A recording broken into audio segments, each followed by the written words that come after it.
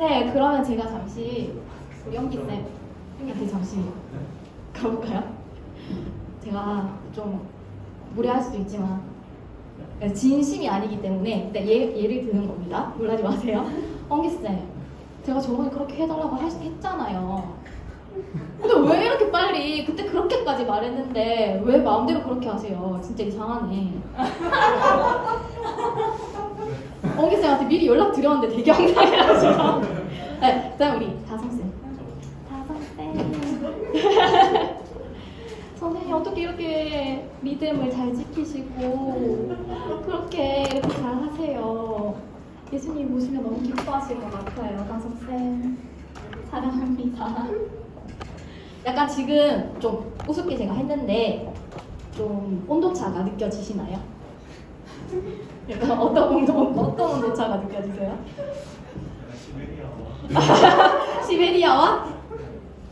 뭐 사막? 이 정도인가요? 네, 제가 왜 이렇게까지 했는지 이 부분에 대해서 좀 온도차가 느껴지는 본문을 오늘 한번 보려고 합니다. 그래서 어떤 온도차가 느껴지길래 제가 이런 예화를 들었는지 한번 살펴보겠습니다. 엉기쌤 괜찮으시죠? 네. 네, 제가 여기 우리 유치부 선생님들도 계시고 그 교사로 섬기시는 선생님들 많이 계시는데 우리가 주 안에서 형제 자매 되었기 때문에 형제 및 자매님 이렇게 칭해도 될까요? 네, 칭하면서 우리 본문 한번 들어가 보겠습니다. 오늘 본문을 통해서 바울의 편지의 온도차는 어떤지를 살펴보고 하나님께서 오늘 내게 주시는 말씀을 깊이 묵상해 보겠습니다. 자, 온도차를 느끼면서 한번 본문을 볼 건데요. 갈라디아서 1장 1절부터 10절까지 우리 형제님 먼저 읽어주시고요. 그리고 자매님 이렇게 교독으로 한번 읽어주시겠습니다. 시작. 사람들에게서 나온 것도 아니요 사람으로 말미암은 것도 아니요 오직 예수 그리스도와 그를 죽은 자 가운데서 살리신 하나님 아버지로 말미암아 사도된 바울은 함께 있는 모든 형제와 성도와 갈라디아에 그들에게 우리 하나님 아버지와 주 예수 그리스도로부터 은혜와 평강이 있기를 원하노라. 그리스도께서 하나님 곧 우리 아버지의 뜻을 따라 이 약한 세대에서 우리를 건지시라고 우리 죄를 대속하기 위하여 자기 몸을 주셨으니 영광이 그에게 세세토록 있을지어다. 그리스도의 은혜로 너희를 부르신 이를 이같이 속했구나. 다른 복음을 따르는 것을 내가 이상하게 여기노라.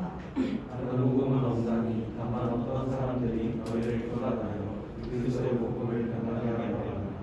그러나 우리가 모든 하늘로부터 천사라도 우리가 너희에게 전한 복음 외에 다른 복음을 전하면 저주를 받을지어다. 우리가 전에 말했거니와 내가 지금 다시 말하노니 만일 누구든지 너희가 받은 것 외에 다른 복음을 전하면 저주를 받을지어다. 합독하겠습니다. 이제 내가 사람들에게 좋게 하랴 하나님께 좋게 하랴 사람들에게 기쁨을 구하랴 내가 지금까지 사람들의 기쁨을 구하였다면 그리스도의 종이 아니니라.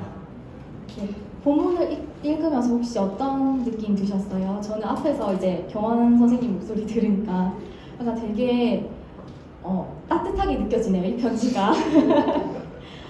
자, 어떤 생각이 드셨는지 읽으면서 각자의 느껴지는 느낌이 있으셨을 거예요. 근데 이렇게만 봐서는 제가 아까 전에 말씀드렸던 그런 온도차가 잘 느껴지지 않을 것입니다. 그래서 빌립보서 좀 뒷부분으로 가볼까요? 빌립보서 1장 1절부터 11절까지 네, 우리 목소리가 따뜻하신 우리 경원 선생님 한번 읽어주시겠어요? 네, 조금 속도가 있게 한번 읽어주세요. 네, 1절부터 11절까지. 그리스도 예수의 종 바울과 디모데는 그리스도 예수 안에서 빌립보에 사는 모든 성도와 또 감독들과 집사들에게 편지하노니 하나님 우리 아버지와 주 예수 그리스도로부터 은혜와 평강이 너희에게 있을지어다.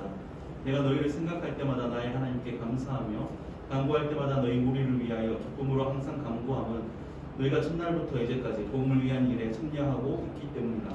너희 안에서 착한 일을 시작하신 이가 그리스도 예수의 날까지 이루실 줄로 우리는 확신하노라. 내가 너희 무리를 위하여 이와 같이 생각하는 것이 마땅하니 이는 너희가 내 마음에 있음이며 나의 매임과 복음을 분명함과 확정함에 너희가 다 나와 함께 은혜에 참여한 자가 됩니다. 내가 예수 그리스도의 심장으로 너희 보기를 얼마나 사모하는지 하나님이 내 증인이시니라. 내가 기도하노라. 너희 사랑을 지식과 모든 총명으로 점점 더 풍성하게 하사 너희로 지극히 선한 것을 분별하며 또 진실하여 허물없이 그리스도의 날까지 이르고 예수 그리스도로 말미암아 의의 열매가 가득하여 하나님의 영광과 찬송이 되기를 원하노라. 아멘. 감사합니다. 우리 신약 성경은 27권으로 되어 있죠. 그 중에 13권이 바울이 쓴 편지로 되어 있습니다. 근데 우리가 편지를 쓸 때 일정한 양식이 있죠. 그냥 두서 없이 쓰지 않죠. 어떤 양식들이 있는지 우리 빌립보서를 보면 그 양식, 바울의 편지의 양식의 대표적인 예들이 나와 있어요. 우리가 보통 편지를 쓸 때 한번 생각해 보겠습니다. 편지를 쓸 때 그냥 본론으로 들어가지 않죠. 일단 뭐 dear, 뭐 to 누구누구에게, 나의 사랑하는 친구에게 뭐뭐야 안녕 오랜만이네. 편지 잘 안 쓰는데 갑자기 쓰면 어색하죠. 어떻게 지내니? 그 다음에 나의 안부도 나는 이렇게 지내. 그 다음에 본론으로 들어갑니다. 그런 것처럼 바울도 바울의 서신들을 보면 일정한 형식이 있습니다. 네, 우리 경원 선생님께서 너무 잘 읽어주신 바와 같이 빌립보서가 바울의 여느 서신들의 그 형식과 유사합니다. 네, 대표적으로 한번 살펴봤는데요. 이 빌립보서를 살펴보면 먼저 제일 처음에 그리스도 예수의 종 바울과 디모데는 이러면서 나옵니다. 그래서 발신자가 누구인지, 편지를 보내는 자가 누구인지 발신자가 먼저 나오고요. 그 다음에 누가 받는지 수신자가 나옵니다. 그 다음에 인사를 전하죠. 항상 바울은 인사할 때 주 예수 그리스도의 은혜와 평강이 있을지어다 이렇게 하면서 인사를 전합니다. 그런데 우리 다시 본문으로 돌아가 볼까요? 자, 바울의 여느 본문 속에, 편지 속에 인사말 그 다음에 자연스럽게, 너무나도 자연스럽게 이어지는 것이 감사의 인사입니다. 이 감사의 인사에는 바울의 아주 따뜻하고 그리스도 안에 주 안에 하나 된 그 형제의 사랑이 가득 담긴 칭찬과 사랑의 메시지가 가득 담겨 있어요. 그래서 아까 전에 제가 다솜 선생님한테 오글거리게 칭찬하면서 감사의 인사 전하면서 이렇게 했었어요. 바울이 그렇게 편지를 썼었습니다. 그런데 다시 갈라디아서로 돌아와서 제가 바울이 갈라디아 성도들에게 이 편지를 쓸 당시에 어조를 한번 담아서 그 바울의 심정을 담아서 제가 한번 읽어보겠습니다. 어떤 심정이 느껴지시는지 본문을 같이 보시면서 한번 느껴보겠습니다. 갈라디아서 1절부터 10절 제가 다시 읽어보겠습니다. 사람들에게서 나온 것도 아니요 사람으로 말미암은 것도 아니요 오직 예수 그리스도와 그를 죽은 자 가운데서 살리신 하나님 아버지로 말미암아 사도된 바울은 함께 있는 모든 형제와 더불어 갈라디아 여러 교회들에게 우리 하나님 아버지와 주 예수 그리스도로부터 은혜와 평강이 있기를 원하노라. 그리스도께서 하나님 곧 우리 아버지의 뜻을 따라 이 악한 세대에서 우리를 건지시려고 우리 죄를 대속하기 위하여 자기 몸을 주셨으니 영광이 그에게 세세토록 있을지어다. 아멘. 그리스도의 은혜로 너희를 부르신 이를 이같이 속히 떠나 다른 복음을 따르는 것을 내가 이상하게 여기노라. 다른 복음은 없나니 다만 어떤 사람들이 너희를 교란하여 그리스도의 복음을 변하게 하려 함이라. 그러나 우리나 혹은 하늘로부터 온 천사라도 우리가 너희에게 전한 복음 외에 다른 복음을 전하면 저주를 받을지어다. 우리가 전에 말하였거니와 내가 지금 다시 말하노니 만일 누구든지 너희가 받은 것 외에 다른 복음을 전하면 저주를 받을지어다.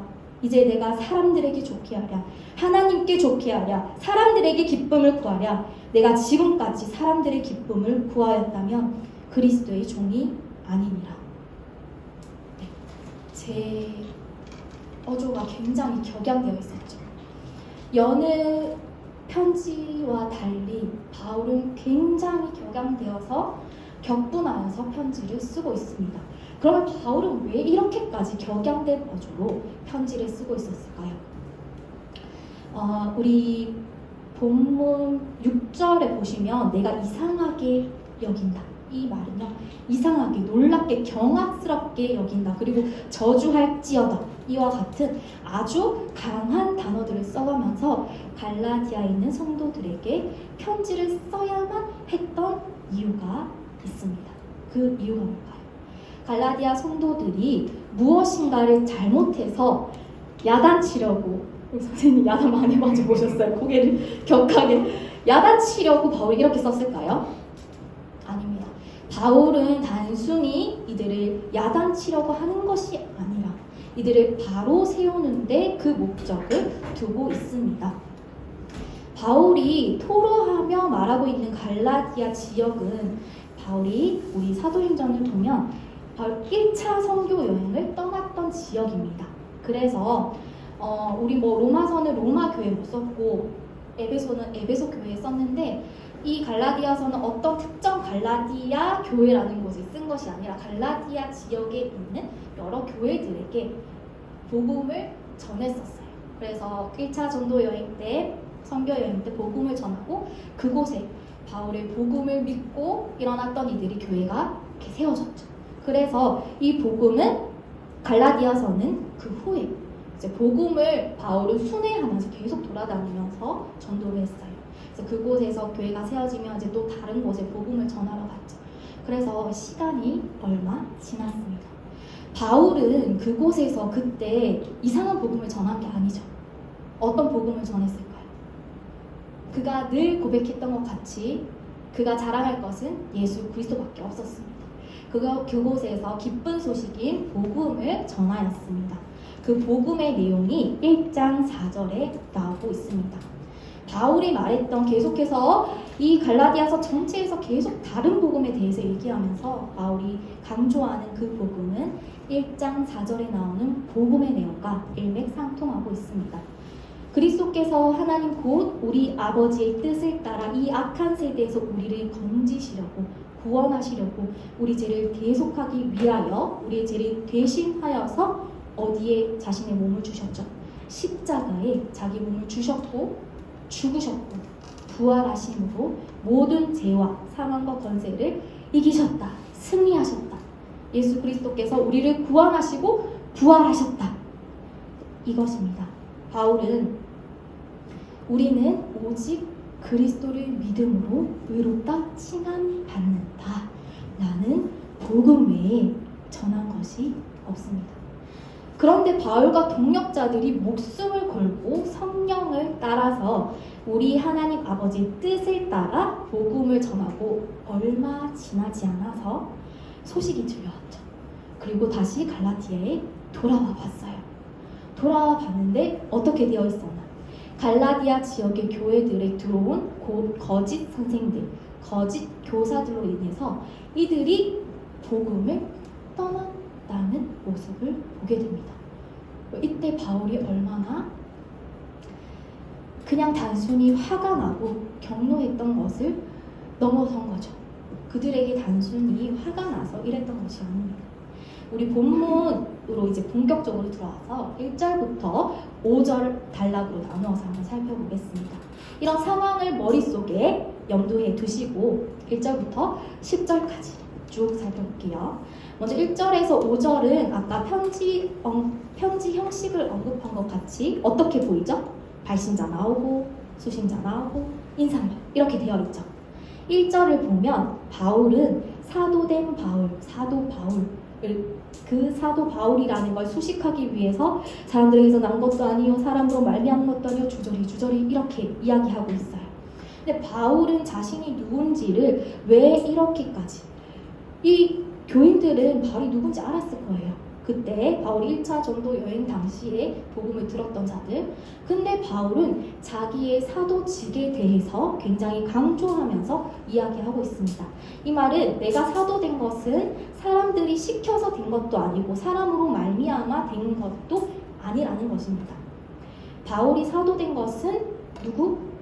오직 예수 그리스도와 예수 그리스도를 죽은 자들 가운데서 살리신 하나님에 의해서 되었다고 강조하고 있습니다.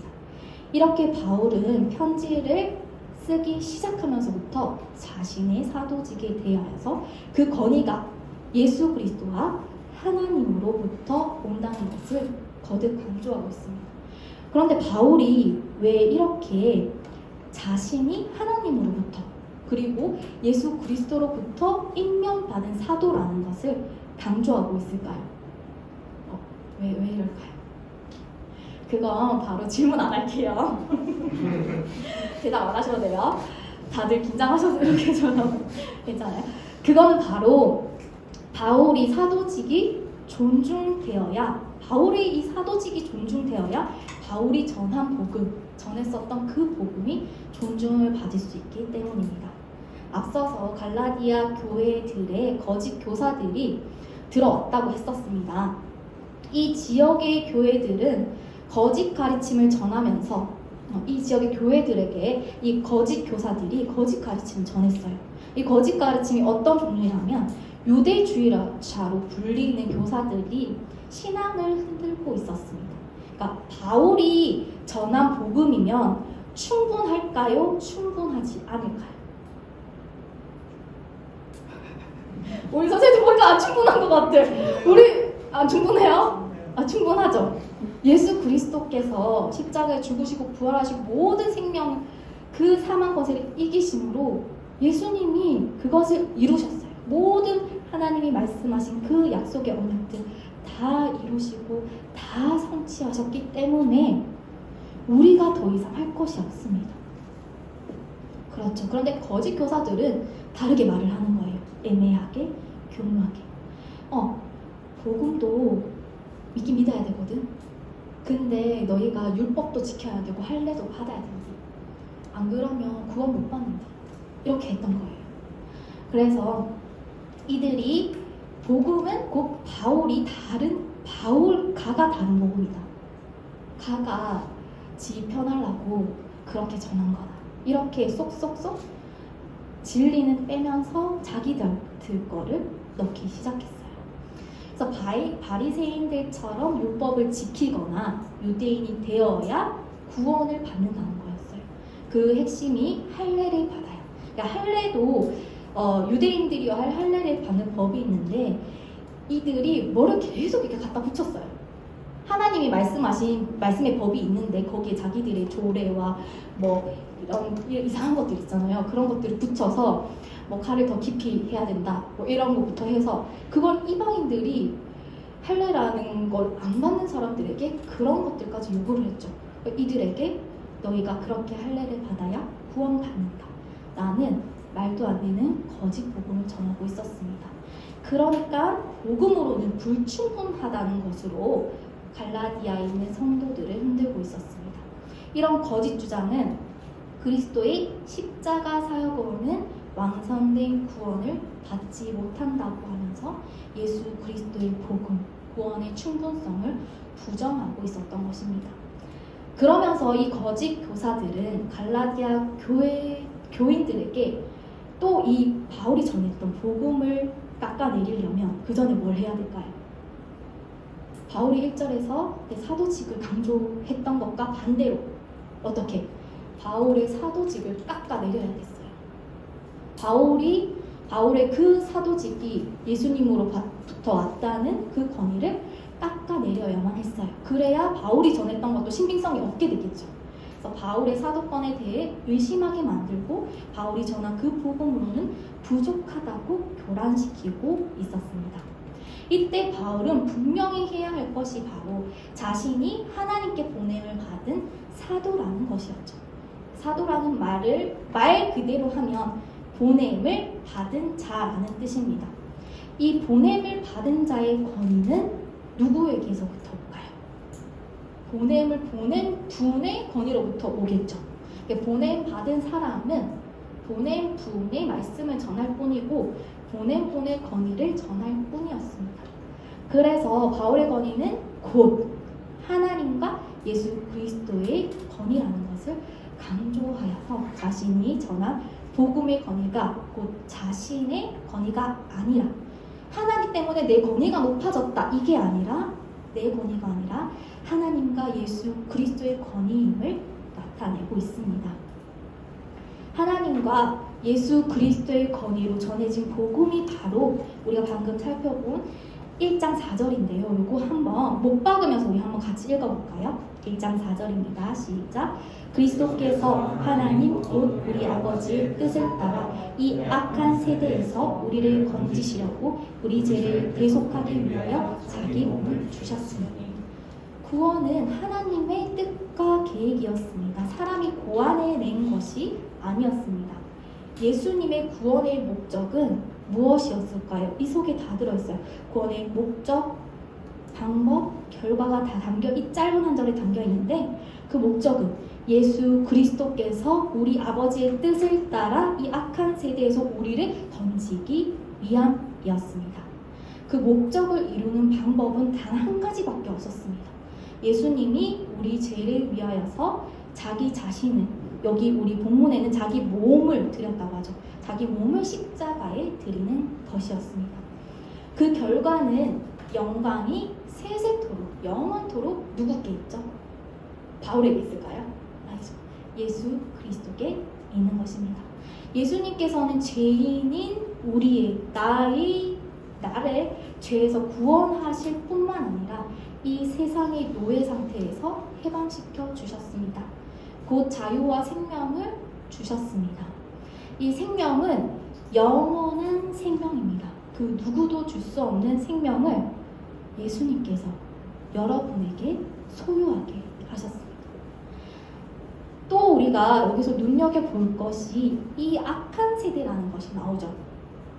그러면 우리가 먼저 성경에서 말씀하시는 이 세상의 가장 처음을 한번 떠올려 볼까요? 가장 처음 하면 떠오르는 구절 있죠? 우리 경원쌤 끄덕이시는데 한번 끄덕이셨는데 한번 말씀해 주세요.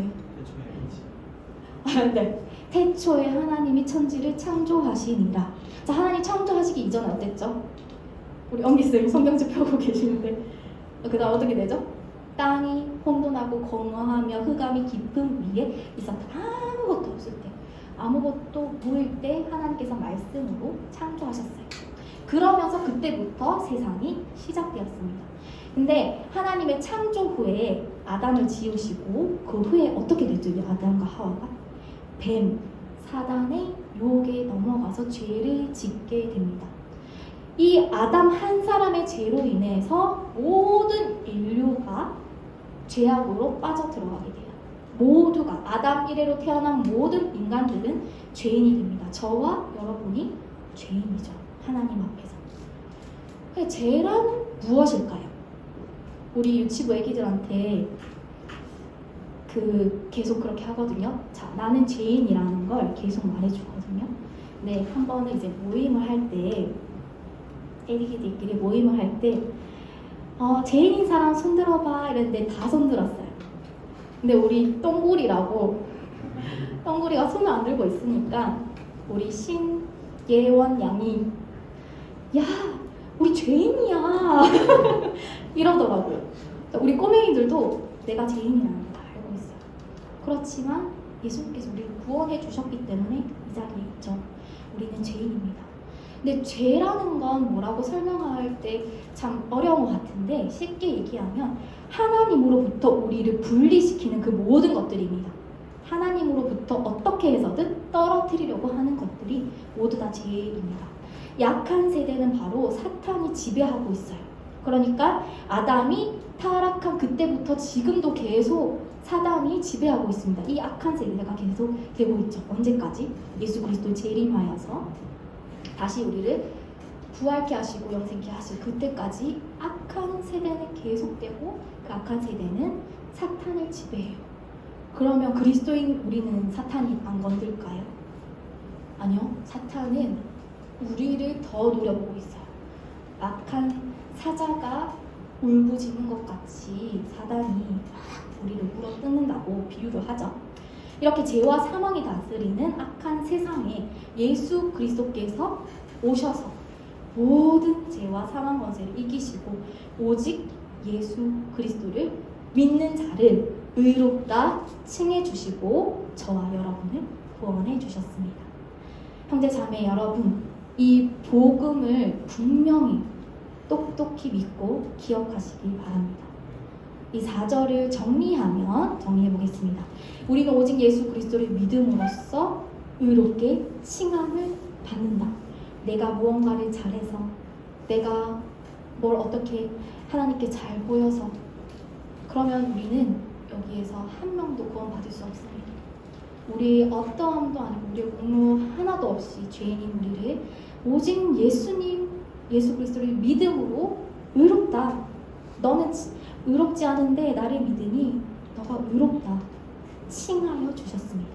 이걸 네 글자로 줄여서 이심칭이라고 해요. 좀 어렵게 말하는데 예수 그리스도를 믿음으로 의롭게 칭함을 받다.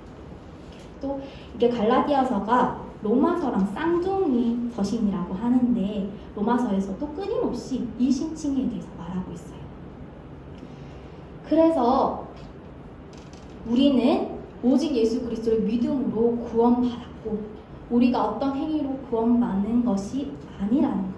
율법을 지키거나 착한 행실을 해야 구원을 받는다면 저와 여러분 누구라도 구원받지 못할 것이라는 걸 꼭 기억하며 우리는 예수 그리스도의 은혜면 충분하다는 것을 꼭 기억했으면 좋겠습니다. 그럼 우리 이제 후반부로 한번 넘어가 볼까요? 6절에서 10절 말씀을 보겠습니다. 6절부터 본격적으로 거짓 교사들이 다른 복음으로 인하여서 휘청이고 있는 갈라디아 성도들에게 바울은 신랄하게 경고하고 있습니다. 자, 서두에서 빌립보서를 보았을 때 발신자, 수신자, 인사말 다음에 바울의 서신에서 끊임없이 나오는 감사 인사가 있었어요. 경호선생 기억나시나요? 감사 인사. 뭐 이렇게 해서 난 참 감사한다 그러면서 계속 그랬었거든요. 그런데 갈라디아서 6절 여기 보면 여느 다른 서신과 비교했을 때 여기에 감사절이 딱 나와야 돼요. 근데 뭐라고 하고 있죠? 제가 아까 읽어드릴 때 여기에서 가장 격양이 됐었을 거예요. 갈라디아 성도들에게 경고하고 있습니다. 저주를 하고 있는 것입니다. 굉장히 격양되고 흥분되어 말하고 있습니다. 그리스도의 은혜로 너희를 부르신 이를 이같이 속히 떠나 이렇게 하고 있죠. 하나님께서는 그리스도의 은혜로 부르십니다. 누구의 은혜로 부르신다고요? 우리를? 예수 그리스도의 은혜로 우리를 부르십니다. 그래서 우리는 예수 그리스도 은혜가 아니고서는 하나님 앞으로 나갈 수 있는 방법이 없습니다. 그리스도의 은혜로 여러분들은 하나님의 자녀로 하나님 나라의 백성으로 삼으셨습니다. 그런데 여러분 그리스도의 은혜로 너희를 부르신 이를 이같이 속히 떠나 다른 복음을 따르는 것을 내가 이상하게 여기노라. 이상하게라는 뜻을 놀랍게 여긴다. 내가 경악스럽게 여긴다. 이런 뜻입니다. 이 갈라디아 성도들이 그리스도의 복음을 듣고 믿었었어요. 믿었겠죠. 믿었으니까 교회가 세워졌겠죠. 그럼에도 불구하고 분명히 그 복음을 사도 바울에게 직접 듣고 그때는 서신을 보낸 게 아니죠. 직접 전했고 들었고 믿었고 교회를 세워 성도가 되었는데 그럼에도 불구하고 이렇게 속히 복음을 떠나서 이 사실에 대해서 바울은 너무나도 놀랍고 경악하고 있습니다. 바울이 복음을 전한 지 얼마 정도 지났을까요? 1차 전도 여행 때 전하고 불과 2-3년 만에 이들이 떠나버린 거예요. 그래서 불과 2-3년 만에 거짓 교사들에게 홀라당 넘어간 거죠. 여기서 떠나라는 말을 버리고라고 할 수 있는데요. 이들이 그리스도의 은혜로 이들을 부르신 이를 이같이 속히 버렸다는 거예요. 그러니까 이 복음에서 떠났다는 건 그리스도를 이들이 버렸다는 뜻이 되는데 헬라어 단어는 이 헬라어 버리다 이 단어는 당시의 군대의 타령을 가리키는 말이었어요. 우리 선생님들 타령하면 어떻게 되나요 혹시? 우리 군필자 선생님들 타령하신 분 보셨어요 혹시? 뭐 타령하면 어떻게 돼요? 타령하는 친구가 있는데 네? 있다고요 여기에? 없어요. 타령하면 큰일 나죠 군대에서. 맞죠? 큰일 나는 거죠. 자, 로마 시대, 이 헬라 시대에 군대에서 타령을 하면 그 처벌은 사형이었어요. 타령은 곧 죽음이었어요. 그러니까 이 죽음, 사형, 죽음에 처한다는 단어를 이렇게 센 단어를 바울은 쓸 만큼 그들이 복음을 떠났다는 것, 예수 그리스도를 떠났다는 것은 그들은 곧 죽음이다 라는 경고를 하고 있습니다. 바울이 이렇게 강하고 센 단어들을 선택해서 편지를 썼는지 왜 이렇게 쓸 수밖에 없었는지 볼 수 있는 대목입니다. 그러면서 바울은 7절에서 9절까지 갈라디아서 전체의 주제인 다른 복음은 없다. 오늘 설교 제목이었죠. 갈라디아서의 전체 주제가 바로 다른 복음은 없다라는 말씀입니다. 이 말씀을 전합니다. 다른 복음은 없습니다. 복음은 하나뿐입니다. 바울이 말하는 하나뿐인 복음은 바로 바울이 처음 갈라디아 지역에 가서 전했던 그 복음입니다. 여러분들에게 둘러싸고 있는 수많은 다른 복음들이 있을 거예요. 수많은 유혹들이 있을 거예요. 청년의 때에 얼마나 많은 상황이 앞에 있고 어려움이 있고 유혹이 있고 우리를 교란시키는 것들이 많이 있겠습니까?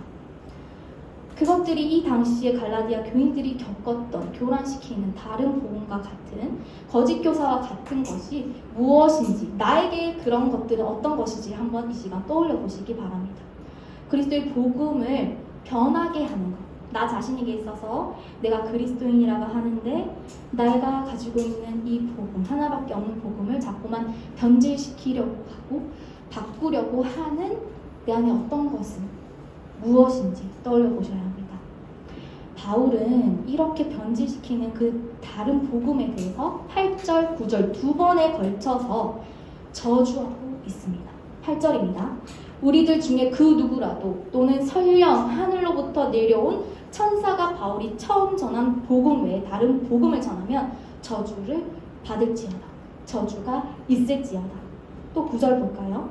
그리고 바울이 처음에 와서 복음을 처음에 전했었는데 지금 또 말해요.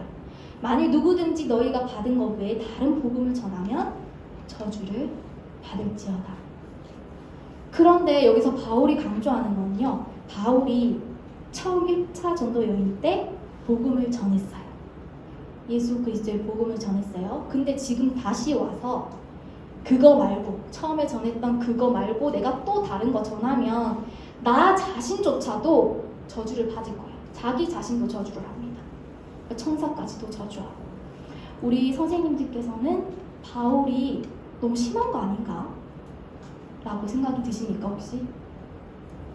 그만큼 바울은 이들에게 경종을 울리고 있었습니다.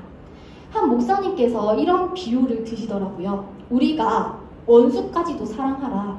우리 그 기독교의 두 큰 강령이 있죠. 하나님 사랑, 이웃 사랑. 누구나 다 알죠. 그리스도인이라면. 우리가 원수까지 사랑하는 예수님의 말씀을 믿고 따르는 그리스도인인데 이렇게 생각해 볼게요. 어떤 이상한 사람이, 그러니까 제가 심한 말을 못 써서 이상한 사람이라고 했는데 이 이상한 사람이 지하철에서요. 지하철 달려오는 그 선로로 사람들이 밀어서 죽이고 있다면 여러분들 어떻게 하실 겁니까? 그 사람을 당장 멈추라고 저주하면서 멈추라고 하지 않겠습니까? 이런 비유를 들더라고요. 바울의 심정이 그랬을 것입니다. 여러분, 갈라디아 교회들에 들어온 거짓 선생들은 지금 다른 복음을 전하면서 성도들이 하나님으로부터 떠나도록 곧 죄를 짓도록 하고 있었습니다. 그렇기 때문에 바울은 저주를 받을지어다 라는 아주 강력한 말을 하고 있었죠. 어쩌면 지금과 같이 세대는 계속해서 악해지죠. 이 사단의 방법은요, 계속 변해요. 우리가 사단을 따라갈 수 있을까요? 우리의 힘으로는 그를 이길 수 없어요. 예수 그리스도만이 그 사단을 이기실 수 있고 승리하셨고 우리에게 그 승리를 주실 수 있는 분이 예수님밖에 없습니다. 이 시대를 살아갈 때, 가짜가 판치는 이 세대를 살아갈 때 우리는 그런 가짜들과 혹시 타협하고 있지는 않은지 한번 돌아보기를 권면드립니다. 우리가 그렇게 타협해 나가는 것이 아니라 사탄의 교묘한 혼란 속에 넘어가는 것이 아니라 예수 그리스도 그 복음을 지키고 우리 남은 교회가 우리 다니엘 공동체가 복음을 지키도록, 복음을 지켜나가도록 기도하며 나아가야 합니다. 이제 마지막 10절입니다. 10절을 합독하도록 하겠습니다. 시작. 이제 내가 사람들에게 좋게 하랴, 하나님께 좋게 하랴, 사람들에게 기쁨을 구하랴. 내가 지금까지 사람들의 기쁨을 구하였다면 그리스도의 종이 아니니라. 여기서 한 번 더 바울이 억양을 한번 보겠습니다. 제가 읽어볼게요. 이제 내가 사람들에게 좋게 하랴, 하나님께 좋게 하랴, 사람들에게 기쁨을 구하랴, 하나님께 기쁨을 구하랴. 내가 지금까지 사람들의 기쁨을 구하였다면 그리스도의 종이 아니니라. 이 말은 뭐죠? 바울은 하나님의 기쁨을 구하고 있었고 하나님을 좋게 하고 있었습니다. 자, 바울을 무너뜨리려고 했던 그 거짓 선생들이 바울은 기회주의자라고 소문을 냈어요. 그 사람은 사람들을 기쁘게 하려고 한다. 지금 아까 서두에서도 제가 잠깐 말했었죠. 믿기 어려운, 당신들이 믿기 어려운 할례와 율법 이런 것들을 쏙쏙쏙 빼버리고 너희들이 쉽게 믿게 하려고 비위 맞추느라고 이상한 복음을 걔가 전했어. 그래서 너희를 혼란스럽게 했어. 이러면서 교란시키고 있었어요. 그런 거짓말들에 대해서 바울은 10절에서 계속 반복하면서 나는 기회주의자가 아닙니다. 나는 사람들 비위 맞추려고 사람들을 기쁘게 하려고 그런 게 아닙니다. 라고 강조하고 있습니다. 그러면서 바울이 또 한 번 강조하는 게 뭐죠? 다른 복음은 없다. 주 예수 그리스도로 말미암아 우리가 구원에 이른다. 의롭다 칭함을 받는다. 이것 외에 다른 복음은 없다. 라고 꽉 못 받고 있습니다. 그래서 바울이 말하는 복음은 뭐죠? 우리가 계속해서 반복했었던 아까 1장 4절에 정리되어 있는 그 구절이에요. 제가 한 번 더 언급해 드릴게요. 그리스도께서 하나님 곧 우리 아버지의 뜻을 따라 이 악한 세대에서 우리를 건지시려고 우리 죄를 대속하기 위하여 자기 몸을 주셨다라는 복음입니다. 여러분, 우리는 그것을 믿는 믿음으로 하나님의 자녀가 되었음을 믿음으로 고백하는 참된 그리스도인이 되기를 소망합니다. 우리 기독교의 정수는 매우 분명하고 단순합니다. 그것은 율법을 따라 사는 것이 아니라 그리스도를 신뢰하고 성령님을 의지하며 사는 것입니다. 물론 바울이요, 율법의 선한 기능을 모두 무시한 건 아니에요. 깡그리 막 물리 그렇게 한 게 아니에요. 그런데 바울의 강력한 편지의 요지는 예수 그리스도의 복음이며 구원에 충분하다. 이미 예수 그리스도께서 모든 걸 이루셨다. 그분만, 오직 예수 그리스도만 믿어야 한다. 다른 복음은 없다는 것입니다. 오늘 본문의 거짓 교사들, 유대주의자들은 그리스도와 성령님을 유대주의적 율법주의 제단 위에서 우리 그리스도와 성령을 희생시키고 있었습니다. 혹시 내 안에 유대주의자들, 오늘과 같이 살펴본 거짓 선생들과 같이 현대 기독교의 간습들이 내 안에 없는지 돌아보아야 합니다. 분명히 복음으로 충분한데 복음이 다가 아닌 것처럼 느껴질 때가 있어요. 삶을 살다 보면 그리스도인들도 그렇게 느껴질 때가 있습니다. 그래서 비본질적인 기독교인의 생활에 치우쳐 있지는 않은지 우리 스스로를 점검해 봤으면 좋겠습니다. 또한 복음이 아닌 나의 잣대를 가지고 내 잣대가 마치 복음이냐 누군가를 판단하고 정죄하고 있지는 않은지도 분명히 하나님 앞에서 네가 아니라 나를 돌아보시기 바랍니다. 우리는 은혜 받은 자들입니다. 사도 바울은 그의 서신들에서 늘 언제나 주 예수 그리스도의 은혜와 평강으로 인사하고 있습니다. 은혜를 받은 자들의 결과는 평강입니다. 여러분, 우리 현영쌤, 나영쌤, 은혜 받은 자들입니다. 평안하시나요? 은혜 받은 자들의 결과는 평강입니다. 우리 선생님들, 여기 계신 모든 선생님들께서 또 영상으로 보실 우리 모든 형제 자매 여러분께서 정말로 참 구원의 진리를 알기에 은혜와 평강을 누리는 우리들이 되었으면 좋겠습니다. 10절에서 계속 강조하던 것들을 살펴보고 마무리 지으려고 하는데요. 바울이 과연 사람들에게 좋게 하시겠습니까? 오히려 우리 선생님들께 물어보는 것 같아요. 여러분, 과연 사람들에게 좋게 하시겠습니까? 하나님께 좋게 하시겠습니까? 과연 사람들에게 기쁨을 구하겠습니까? 이 시대, 또 코로나의 힘든 시대에 하나님께 기쁨을 구하시겠습니까? 우리가 처해 있는 상황과 형편이 모두 다 다르죠. 그래서 우리 선생님들 마치고 코로나 심하지 않을 때는 모여서 또 셀 모임도 하시고 나눔도 하시는데, 우리가 서로 나눌 수 있는 기쁨, 슬픔, 힘든 어려움들이 있습니다. 그런데 정말 그 누구에게도 나눌 수 없는 아픔도 누구나 다 가지고 있어요. 이런 상황 속에서 여러분은 이 악한 세대, 악한 사탄의 속삭임에 넘어지고 있습니까? 아니면 모든 것을 승리하신 그리스도, 그리고 여러분을 승리케 하실 그 예수님을 바라보고 붙들고 계십니까? 우리가 하나님을 기쁘시게 하면 사람을 기쁘게 할 수 있어요. 왜냐하면 우리 말씀은 보편사당하거든요. 도덕, 윤리가 다 담겨 있거든요. 그런데 하나님을 좋게 하고 기쁘게 하려다 보면 꼭 사람을 기쁘게 하지 못할 때도 있고 좋게 하지 못할 때도 있습니다. 코로나일 때도 더 그런 것 같아요.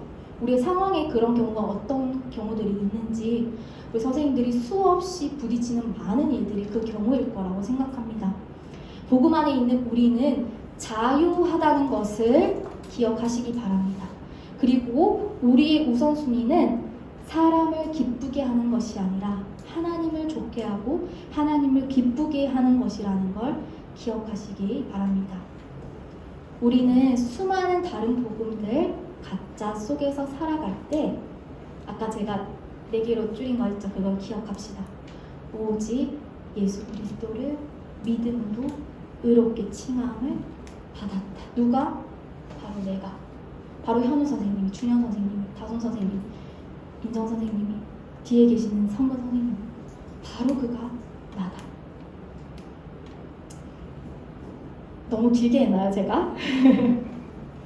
우리가 오직 그 바울이 목숨을 다하여 전했던 그 복음을 듣고, 우리도 이 시간 듣고 하나님을 기쁘시게 하고 그를 즐거워하면서 그분의 영광을 올려드리는 존귀한 존재임을 기억하며 함께 기도하는 우리 다니엘 공동체가 되기를, 저도 함께 기도하며 우리도 함께 기도하기를 소망합니다. 우리 이 시간 찬양할 텐데요. 우리 선생님께서 찬양을 띄워주셨네요. 나 주님의 기쁨 되기 원하네 찬양할 때 오늘 말씀을 기억하면서 내 안에 하나님을 기쁘시게 하려는 그 생각보다 사람을 어떻게 하면 좋게 하랴, 기쁘게 하랴 먼저 떠올렸던 내 안에 어떤 것들이 있는지 이 시간 눈을 감고 기도하며 떠올려 보시기 바랍니다. 이 악한 세대에서 나에게 자꾸 타협을 요하고 있는 그것은 어떤 건지, 예수 그리스도 복음으로는 불충분하다고 속삭이고 있는 그 사단의 속삭임은 무엇인지 이 시간 기도하며 하나님께 나아갑시다. 먼저 찬양하겠습니다. 나 주님의 기쁨 되기 원하네. 나 주님의 기쁨 되기 원하네. 나를 새롭게 하소서. 새 무대가 되기 원하네.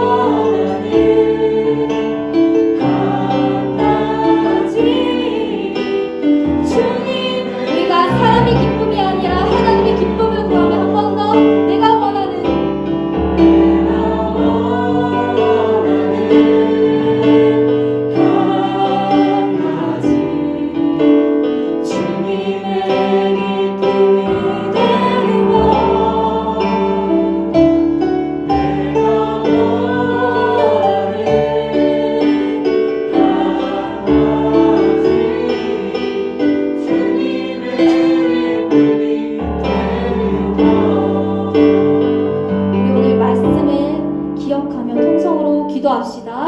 주님 한번 찾고 기도하겠습니다. 주여, 주님 우리 불쌍히 여기시며 우리 구원하심 주시어 우리에게 구원의 그 복음을 예수 그리스도로 그렇게 지금 만든다는 그한 우리 사랑하는 하나님 아버지, 우리가 그분과 충분하지 않았던 삶을 살아온 것을 아버지 앞에 내려놓고 회개하며 나아갑니다. 주님, 우리들 안에 있는 그 이단한 사탄의 속삭임을 어떤 것인지 깨닫게 하시고 주님 앞에 내어주시옵소서. 주님의 구원을 위하여 주님의 전리를 위하여 주시옵소서.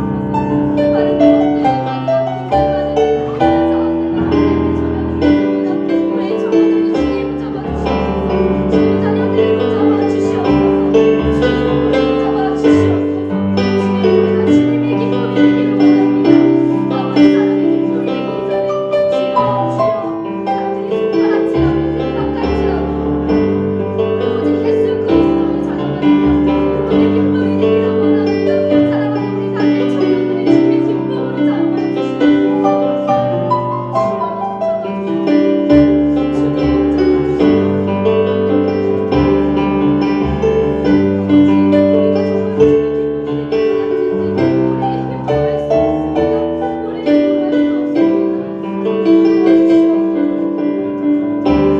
이 시간 한 번 더 기도할 때 이렇게 기도합시다.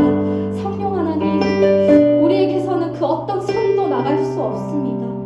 우리의 어떤 행위도, 우리의 어떤 착한 행실도 주님, 그것으로 구원받을 수 없는 죄인입니다. 우리의 죄를 용서해 주시고 하나님, 성령이시여 주를 기쁘시게 하는 삶을 살 수 있도록 인도하여 주옵소서.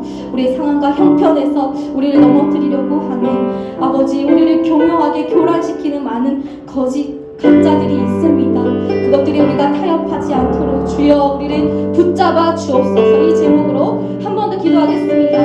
사랑의 주님, 아버지 간절히 기도합니다.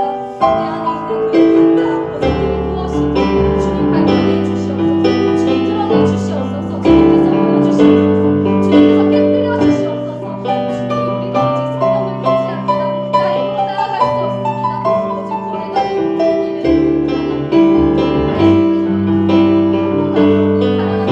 평생 삶을 주님 붙잡아 주시옵소서.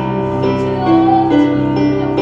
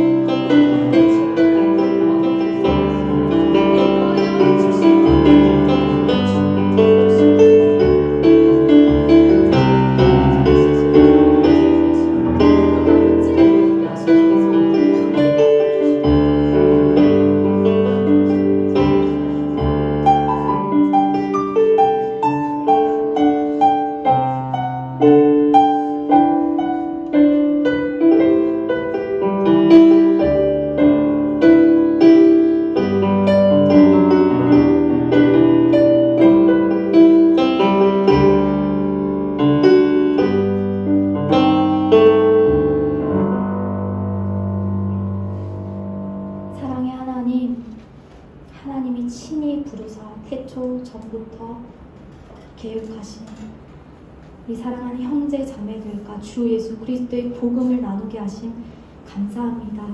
하나님, 우리가 들은 이 복음이면 주 예수 그리스도의 죽음과 부활, 그분이 우리에게 영생 주신 그 복음이면 충분한 줄로 믿습니다. 그것을 믿음으로 고백하는 사랑하는 우리 형제 자매들 되게 하여 주옵소서. 하나님, 우리 청년 선생님들 삶 가운데 어떤 힘든 상황과 어려움이 있는지 오직 하나님만이 모든 것을 듣고 계시고 알고 계시고 보고 계십니다. 아버지께서 친히 찾아가 주님께서 해결하여 주옵소서. 하나님, 이들이 청년의 가장 그 아름다운 그때 사람들이 기쁘게 하기 이전에 하나님을 기쁘시게 하며 하나님을 좋게 하는 믿음의 청년들 되게 하여 주옵소서. 모든 말씀 우리 듣게 하시고 믿게 하시고 나아가게 하신 감사드리며 예수 그리스도의 이름으로 기도합니다.